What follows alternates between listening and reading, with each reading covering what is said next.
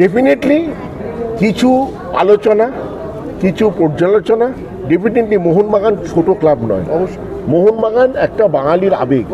তো বাংলার সব মানুষজন, সেখানে রাজনৈতিক অরাজনৈতিক ব্যক্তিত্ব সবার কাছেই কিন্তু মোহনবাগান ইজ ভেরি ইম্পর্টেন্ট। তো তাদের মতামত এখানে আসতে বাধ্য। যে জায়গায় এবার হাইপটা উঠেছে ইলেকশনের, সেই জায়গায় হাইপটা আসতে বাধ্য। সেই আলোচনা পর্যালোচনা চলছে। সেখানে রাজনৈতিক ব্যক্তিত্ব আছে, অরাজনৈতিক ব্যক্তিত্ব আছে। আমি কোনো স্পেসিফিক কারোর নামকরণ এখানে করব না। তবে মোহনবাগানের ভালোর জন্য সবাই চিন্তা ভাবনা করছে। চিরকাল যেটা করে হয়ে এসছে সেটা এখনো হচ্ছে, আজকেও। এটা দুটো পক্ষ কোথার থেকে আসছে? দুটো পক্ষই তো মোহনবাগান, সবাই তো মোহনবাগান। এখানে মোহনবাগান ভালোর জন্যে যদি কোনো কিছু হয়, আমি তো আজকে আপনাদের সামনে ঘোষণা করলাম, তাতে যদি আমাকে সরে যেতে আমি সরে যাব। কিন্তু মোহনবাগানকে যেন ছোট না করে। অনেক দেখছি প্রাক্তন প্লেয়ার অনেক জায়গায় অনেক রকম বক্তব্য রাখছি। মোহনবাগানকে ছোট করবেন না দয়া করে।